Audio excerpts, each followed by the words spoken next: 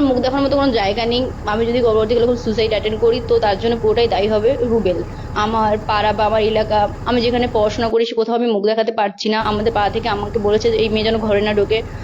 বক্তব্য বলতে এই ভিডিওটা একান্ত আমার পার্সোনাল ভিডিও ছিল। আমার ফোন থেকে আমাদের খুব কাছেরই বন্ধু রুবেল নামে একটা ছেলে সেই ভিডিওটা চুরি করে নিয়েছে।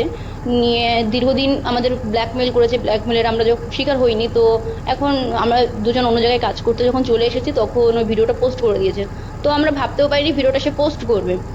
শফিকের সঙ্গে তোমার সম্পর্ক আমরা রিলেশনশিপে আছি কতদিন থেকে আছে? সামথিং 1.5 বছর। ভিডিওটা কতদিন হলো? 1.5 বছর আগেকার। আমি আপনাদেরকে আবার অনুরোধ করছি যে ভিডিওটা আপনারা আর কেউ পোস্ট করেন না, আর আপনাদের ফোনে থাকলে ভিডিওটা ডিলিট করে দেন। আর আমাকে কেউ ইনস্টাতে এবং ফেসবুকে বাজে বাজে কমেন্ট করবেন না, আর কোলাবরেশন তো করবেনই না। আমার নিজেরই খারাপ লাগছে ভিডিওটা, কারণ আমি তো ভুল করেছি। আর আপনারাও আমার এই ভিডিওটা বেশি বেশি করে শেয়ার করে ভুল করছেন। হয়তো আবার আপনারা এই ভিডিওটা নিয়ে রোজ করবে, তো বলবে তুই ভিডিও পোস্ট করেছি, তো আমরা তো বলবোই, আমরা তো ভিডিও পোস্ট করবে। আপনারা অনেকেই বলছেন। তো সত্যি বলতে গেলে আমি আগে থেকেই ভাইরাল ছিলাম, আর সত্যি বলতে গেলে আমার মান সম্মান নষ্ট করে আমি কখনো চাইবো না যে আরো ভাইরাল হতে।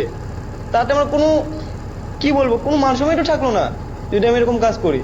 কারণ নিজের ইচ্ছে মান সম্মান নষ্ট করবো, এটা কখনোই করবো না। যেহেতু ভিডিওটা করেছি, আমি ভুল করেছি, আমার লাইফে যদি বড় ভুল হয়ে থাকে সব থেকে, তাহলে এটাই আমার লাইফে সব থেকে বড় ভুল।